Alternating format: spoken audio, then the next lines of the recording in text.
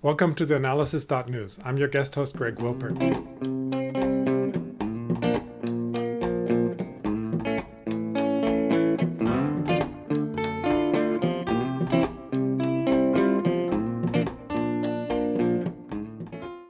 On Sunday, February 7th, Ecuador held a presidential election in which leftist candidate Andrés Arauz led the election result with 33% of the vote. Arauz is the standard bearer of the citizens' revolution movement that former leftist President Rafael Correa launched in 2007. Arauz's nearest challenger was the conservative banker and one of Ecuador's wealthiest individuals, Guillermo Lasso, who won about 20% of the vote. And, surprisingly, the third candidate was Yacu Perez of the Pachakutik Indigenous Party, which also nearly got 20% of the vote. Now it looks like there will be a runoff election between Arauz and Lasso on April 11th. I say that it looks like that way because there have been several concerted efforts, including from international actors, to derail the runoff election in order to prevent Arauz from winning the presidency in April. Joining me now to discuss the situation in Ecuador is Joe Emersberger. Joe writes regularly on Latin America, particularly on Ecuador and Venezuela, for a wide variety of outlets such as Counterpunch, Fair, and ZNet, among others.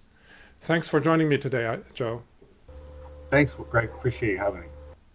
So I should add that we both have a bit of a history with regard to Ecuador. I lived there for nearly 5 years from 2014 to 2018, while I was working first for Telesur English and then for the Real News Network. And you, Joe, have a family background in Ecuador, even though you're Canadian. Both your wife and your mom are Ecuadorian, right? Yes, I've been back and forth to Ecuador all my life since I was a little boy.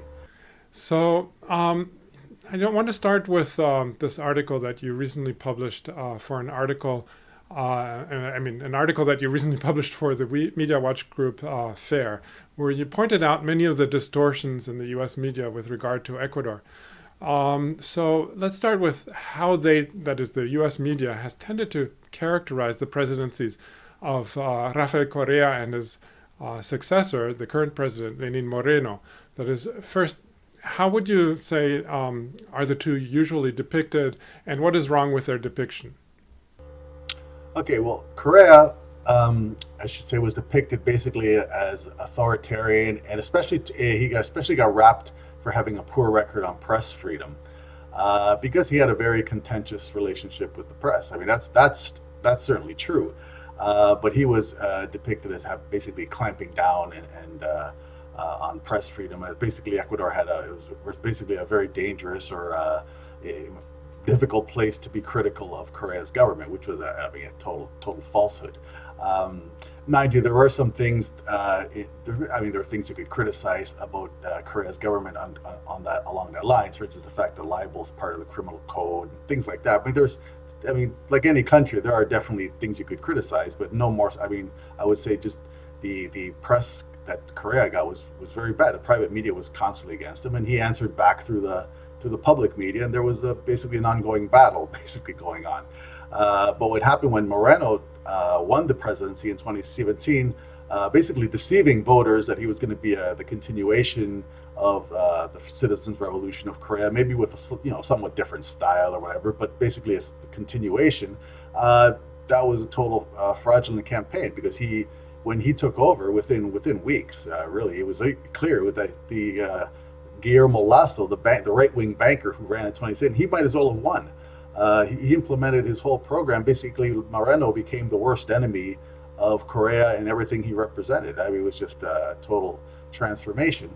And as soon as he did that, what Moreno did was he basically had made the public media basically start echoing the same line as the private media, the same basic line that the private media always had. So immediately overnight, you had basically a media monoculture that demonized Correa, and this facilitated the arrest of many of his key people. Jorge Glass, before long, the elected vice president, was imprisoned. Throughout Moreno's time in office, Correa's, like the governor of Pichincha province, Paola Pavon, she was thrown in jail. The assemblywoman Gabriela Rivandeneira would have been in jail, but like other assembly people, they were basically fled into exile. Ricardo Patino, all these top people who are with Correa, they're treated like criminals throughout the whole big media establishment in Ecuador, and that. So, but that was in the Western media, it was the other way around. Moreno immediately, as soon as it was clear that he was going to become this right wing president that he never presented himself as in 2017 on the campaign trail. As soon as that became clear, all this repression and all his hypocrisy and all his was just depicted as him being more tolerant. And it's like a breath. As far as the media was concerned, this was wonderful, and he got a lot of a nice write up right away from the Washington Post editors. Wrote an editorial about him, praising him as a big Democrat. This Human Rights Watch was extremely flattering towards him for years. Now they've kind of been quiet about him. They haven't really said anything, but much of anything. But that's what it was, a big transformation. So it was a day and night transformation. And with the election, for example, when a key point that you never see anywhere, and I wrote about this in the article, is that when there was this obvious break all of a sudden when Moreno turned completely against Correa and everything that he represented. What he did, he seized control of Alianza País, the party that Correa had founded, and because he was able to do that, and so therefore, Correa and his people, they will say, okay, now we want to register another party, we want to participate with another party. We don't have this one; it was taken away. Okay, we want to participate with another party. Have never been allowed to do that in the past 4 years, and it's really striking because that's the kind of thing that's going on in Venezuela sometimes. Where the rulings go against their opponents in terms of whether they have to register or re-register for elections and whatnot. Mind you, but that's in a completely different context where you actually have an opposition movement funded by the world's most powerful state trying to overthrow the government. Moreno doesn't face anything like that. He's just with the support of basically the propaganda organs of the Western states. He's going after his political opponents, and so we have this political force that just won 33% of the vote in these elections, and they don't really have their own party. I mean, they ran under the banner of the Centro Democrático, but that's not their party. They had to make alliances just to be able to run. In fact, in 2019, when they ran in local elections, they were with another party, the Fuerza Compromiso Social. It was list number 5. So they had a switch because prior to these elections, that party was then banned by the authorities from being allowed to run. So there's all these barriers, in addition to the persecution of Correa and his followers. There's all these barriers that the electoral authorities have thrown up in his way. And if you read the, like I pointed out, outlets like Reuters, New York Times, all of that's been either completely, when it isn't ignored completely, or it's actually spun as evidence of Moreno's sincerity in his battle against corruption. So it's very striking. Yeah. No, I especially, if you make the comparison, like you said, to Venezuela, it's just amazing where, one of the leaders of the opposition, Leopoldo Lopez, was prevented from running for president. And that's being used now basically as the reason for not recognizing Maduro's election in May of 2018. Whereas this is completely being ignored now. This near disqualification of Andrés Arauz, and if they could have found some way of doing it, they would have. But in Leopoldo Lopez's case, he was clearly involved in an insurrection against the government. Nothing, and you can't say anything like that about Arauz. But let's turn to Arauz now. We have actually both interviewed him on several occasions, you for Counterpunch and I for the Real News Network, well before he decided to run for the presidency. Now, how would you say is he being characterized in the U.S. media, and what's wrong with that characterization? Well, to the extent he's being covered at all, he's being covered as if he were some kind of puppet of Correa's. There have been articles. There's one in The Economist talking about this problem of proxy presidents. If you read between the lines, what they're worried about is the fact that the Western powers have made a big deal about term limits because they don't like popular leaders like Chavez, like Correa, or Cristina in Argentina. They don't like the idea of them keep winning elections. Just like FDR in the United States. So they want to, under the guise of strengthening democracy, whatever, they want to push term limits as a way to. Supposedly that makes our democracy healthier. I mean, I think the arguments against that are terrible, but in favor of that sort of are terrible. But so they, to the extent they talk about Arauz, they don't say much. They basically just depict him as as if he were just a puppet of Correa's. But you can already see that he's trying to do a few things differently. And he's I should say that if you follow Ecuador's media, especially their social media, it's really wild, because they're really going all out trying to convince people that he's stupid. I mean, he's a guy who speaks 4 languages, who ran the central bank at the age of 24. And they're trying, and there are people, like I have relatives, like they'll actually tell me, "Oh no, he's a really dumb guy." I'm saying, like, I told one of my relatives, I said, "Look, if they can convince you that Arauz is a dumb guy, they'll probably convince you that he's 3 meters tall and blonde. I mean, they'll convince you of anything because it seems like you'll accept anything they say." So he's a brilliant young guy, and you can actually already see he's trying to do some things differently. It looks like, for instance, he's trying to reach out to the Kanai leadership, who were terrible, in my opinion. Not all of them, but for the most part, pretty reactionary during Correa's time in office, for most of his time in office. But he's trying to build bridges. He was involved. Specify with, first how Kanai is different from Pachakutik, and what it is. Kanai is a confederation, of indigenous movements, and it's kind of a loose confederation in a way. So it's not monolithic. But many of the top leaders have been very reactionary over time, and they came out, for example, when Correa tried to increase taxes on land speculators and large inheritances. It would have been only impacted the richest 3%. I mean, he brought this in 2015. They were against that. They were kind of echoing the talking points of the right wing media on that. And during Moreno's initial years, when he did this incredible right turn, a lot of the Kanai leadership was right in there with them, supporting that. And in fact, one of their former vice presidents had to resign from Moreno's government when he introduced extremely unpopular austerity measures in 2019. But he had to delete a tweet where he was first coming out as support of them. You know what I mean? And then he immediately realized that, oh my God, no, this is not the thing to do. And so he deleted it, and then joined the other indigenous leaders and very strongly coming out against that. So, but in spite of that, I think I see Arauz. I mean, Correa had a very poisoned relationship with the indigenous leadership, and because of that, I think that affected his ability to reach out to the base. And it's a whole different thing. There's a big difference between the base of a party or even a union movement or anything and the actual rank and file members. And sometimes there could be quite a drastic difference.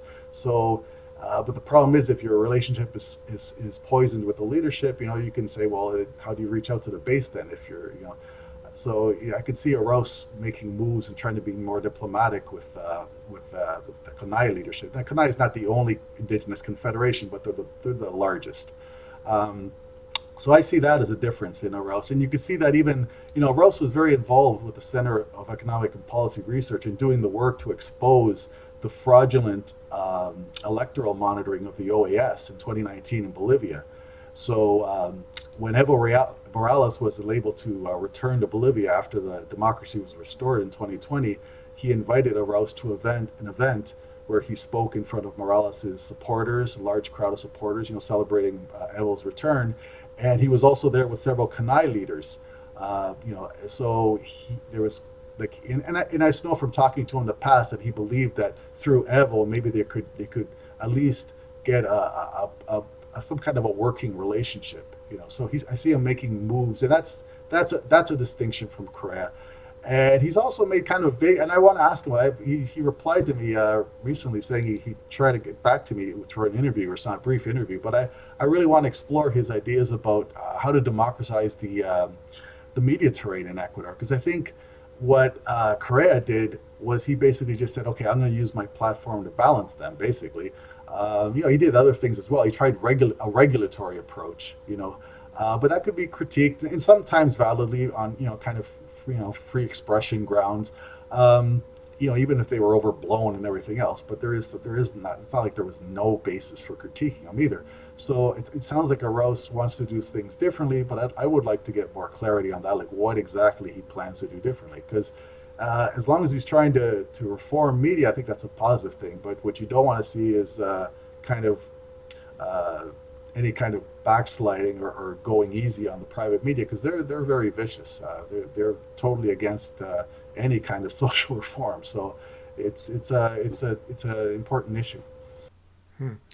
I want to turn in a moment actually to more of Arauz's program, but before we go there, as I mentioned in the introduction, there have been concerted efforts actually to derail Arauz's run for the second in the runoff election.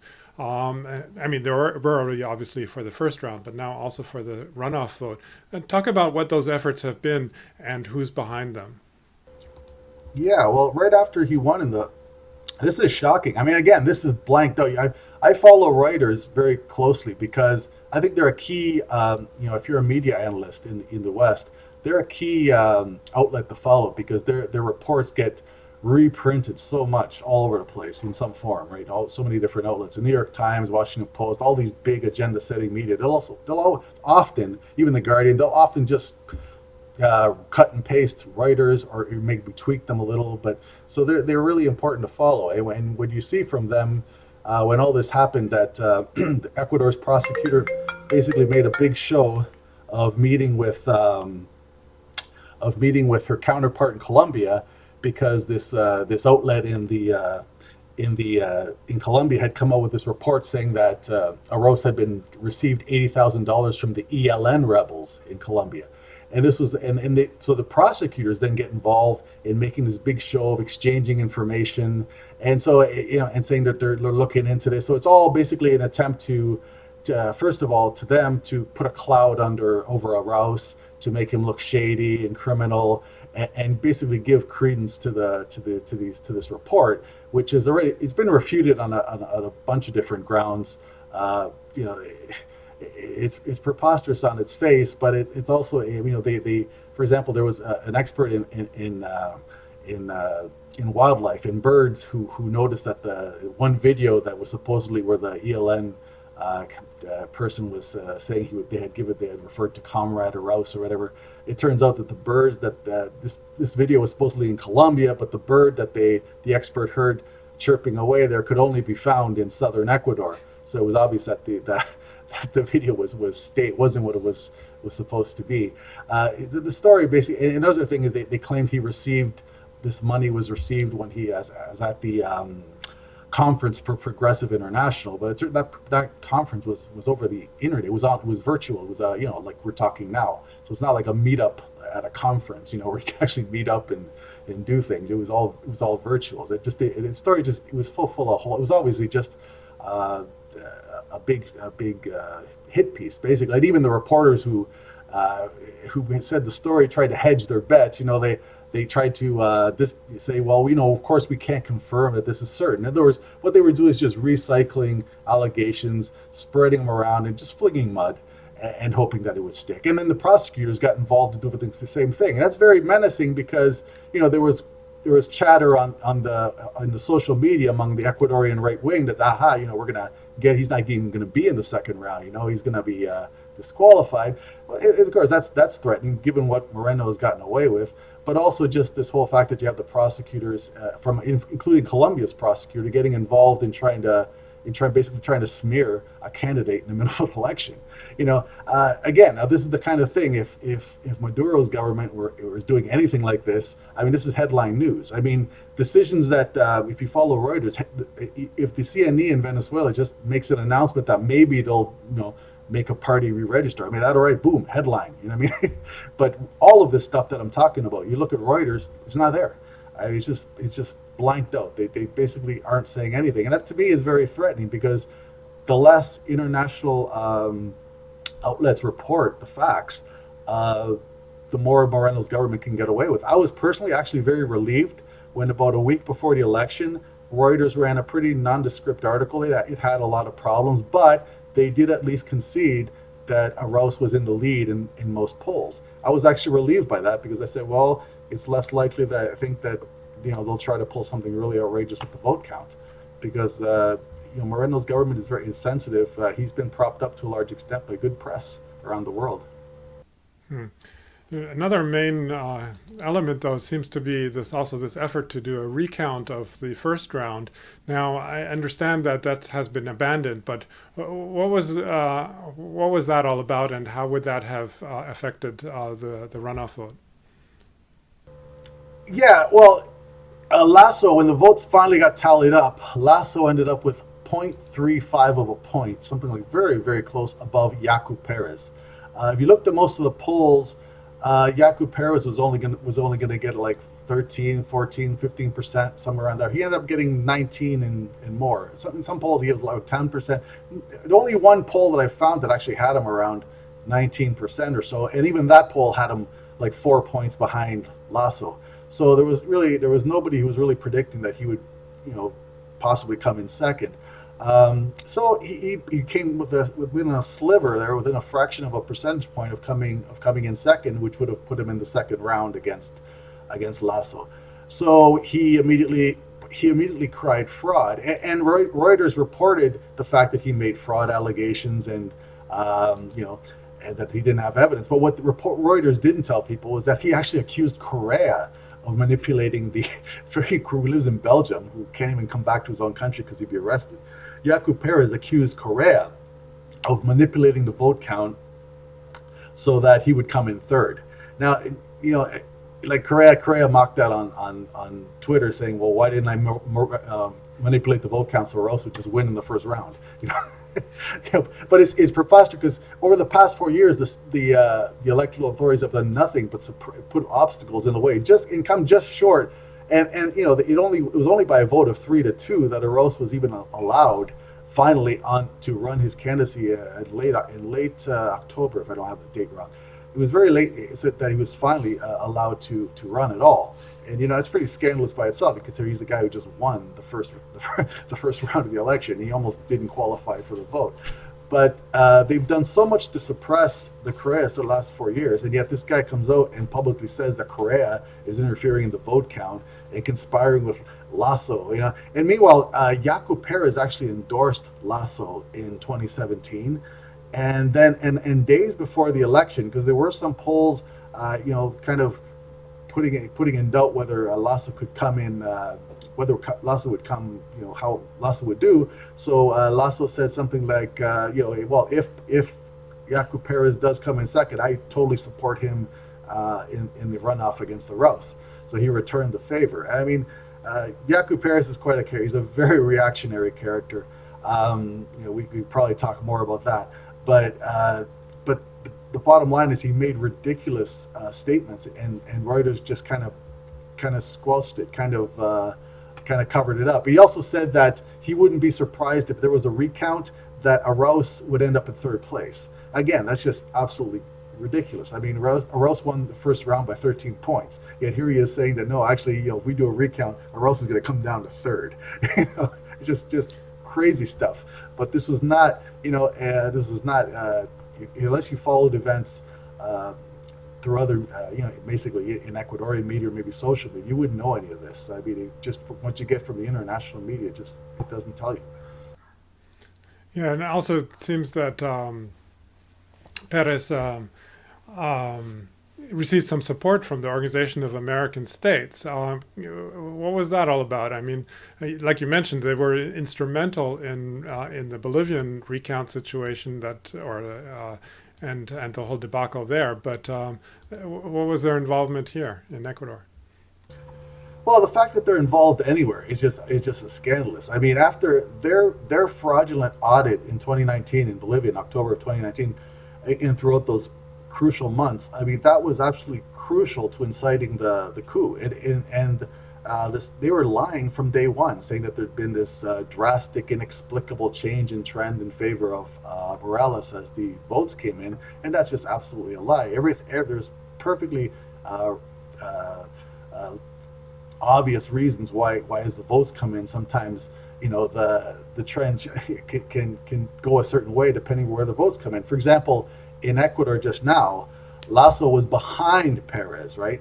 And the votes came. It was days before Lasso went into second place. and surpassed Perez. Because, and actually Correa pointed this out on Twitter, and that was the basis for Perez saying that, Correa was meddling in the vote. Because all Correa did was he just looked at where the votes remained to be tallied, and he said, look, they're almost all coming in from the coast, and those votes overwhelmingly favor Lasso over Perez. So by Correa said, by my estimate, Lasso will squeak ahead of Perez when all the votes are counted. That's exactly what happened, because it was predictable based on where the votes are coming from. So very similarly in Bolivia, Evo Morales' lead increased as the votes came in from the areas that were pretended to be counted last, were rural areas where his support was extremely the strongest.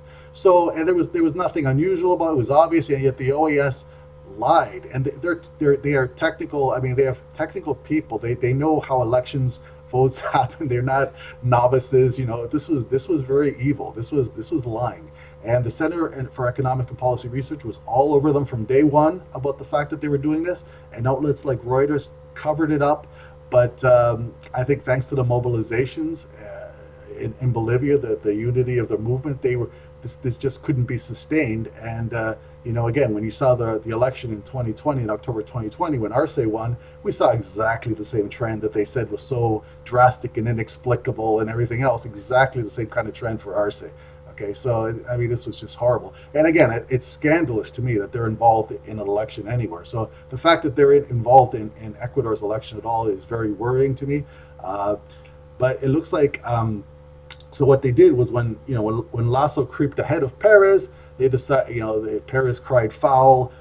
He said he'd been robbed. I was in second, now I'm not. I've been robbed. Correa robbed me of my votes. So they had this big open. It was open to the media, where basically the second and the third place finisher sat there. They had it was like open negotiations session, but it was also like an anti-Correa rally at the same time. It was very, very weird. And they basically hashed out, did a lot of grandstanding and hashed out an agreement which lasted between them, which the OAS sat there and the electoral authorities sat there, and they all kind of came out of there. Supposedly there had been some kind of agreement to do a recount. But then immediately Lasso had second thoughts, put out a statement saying basically, I don't think this is legal. And then Perez cried foul, saying, and then he's organizing a march, and Perez said that Correa's going to he's going to watch out because Correa's going to stick his Venezuelans in here to stir up violence. He actually said that, but just extremely xenophobic and stupid, and he's just a lousy character. And so that's where we are. It's a joke. And now the CNE, I don't know, maybe they decided that this circus doesn't actually serve their interests, so they kind of pulled the plug on the circus and said, okay, you know what, we're going to announce the results in a few days. And I think maybe they might have got some talking to from Washington, or maybe the OAS, because a week before the election, Moreno goes to Washington and meets with Almagro and Biden's people are in Washington. That's again very alarming, so maybe they decided to end the circus, and at least for now. And so now they're going to just within a day or two announce the official results, which looks like it'll probably be Lasso going to the runoff. Right. Now, I want to turn to Arauz's candidacy. I mean, basically what he stands for. I mean, who is he, and what, as far as you can tell, what does he hope to achieve if he were to win the April 11 runoff election? I think he from everything he says, and having talked to him for years before he was even on the radar. When I interviewed him, he was very easy to get a hold of because he was just although he was a pretty high-ranking official. He had been head of the central bank. He had been minister of human talent and knowledge. He'd basically been part of the economic team of Correa's, and a key part of it since he was very young. He just turned 36 a day before the election. So, but for 10 years, he's been part of Correa's economic team. So he's a very, very extremely accomplished young man. He speaks 4 different languages. He speaks Russian, French, English. He speaks English very well. I was actually the first 2 times I interviewed him in Spanish. I didn't realize he spoke English so well. It would have been easier for me if I just done the interview in English, because then I transcribed it all. But the third one, I realized, oh my God, he speaks great English. Okay, I'm just going to interview him in English. So I did that. But he's, I think from what he says, he basically wants to do Correa's program, but he wants to do it. I think thinks he can do it better. He thinks he can correct things that were wrong. I already mentioned he seems like he wants to have a better, at least a not hostile relationship with Kanai leadership, and he seems like he doesn't. He's made like somewhat vague comments about maybe not having a different relationship or a different approach to mass media. Although he's also talked a lot about, he wants to guarantee people access to internet, basic access to internet. And if you think about it, that's that could potentially help people also broaden their access, especially the most marginalized people, to just potentially wider points of view as well. But I would like to investigate that, because I think that's crucial too, because I think there has to be, I don't think any of the left governments, in my opinion, in Latin America in this 21st century ever really figured out how to deal with the fact that they have extremely hostile media, because but that would be worth exploring. But in terms of the economic approach, I think it's going to be basically he's going to be like Correa's. He's strong. He's going to maintain dollarization. Once you're in it, getting out of it is not. It's just almost impossible unless you have, something that's just not going to happen realistically anytime soon. So basically, they're going to have to. They're committed to the dollar, as was Correa and as is Arauz. He's going to maintain the same basic macroeconomic approach. I think there's obviously there's going to be some difference in those other areas, though he's made clear he's going to be a little different. And you see the same thing with Arce and Evo Morales. You see there's some differences, right? So there's always going to be some differences, and but I think given the fact that Arauz was a Correa supporter when it was difficult to be, I think that's an encouraging sign, because if you think about it, Moreno, he won his election in 2017. He jumped on Correa's 10 years in office, but he was never a person who was involved really with the economy. He was more like an ambassador for the citizens' revolution, kind of. And Arousa and I talked about this in our first interviews. He's always kind of a very conciliatory figure who didn't want to confront anybody or make any enemies, basically because he didn't, and largely because he did not get involved with the economic policy. Unlike Jorge Glass, who was very deeply involved in the in the strategic industries they were trying to develop, and that also made him more enemies. Because now you're involved with contracts and you're involved with much more with money, basically. So that's a difference. So I think he's going to be pretty much the same, but as Correa, but with a different approach on some areas. Maybe he seems to be less eager to antagonize, mock his opponents than Correa was. Correa was very much a responding kind, kind of like Chavez from what we gather, Okay. Well, we're going to leave it there for now. But maybe we'll come back again after the election and see how things turn out. I was speaking to Joe Emersberger, Canadian writer and analyst on Latin America. Thanks again, Joe, for having joined me today. Oh, thank you very much, Greg. Appreciate it. And thank you to our listeners and viewers for tuning in to theAnalysis.news. Please don't forget to support our work by heading to theAnalysis.news website and making a donation.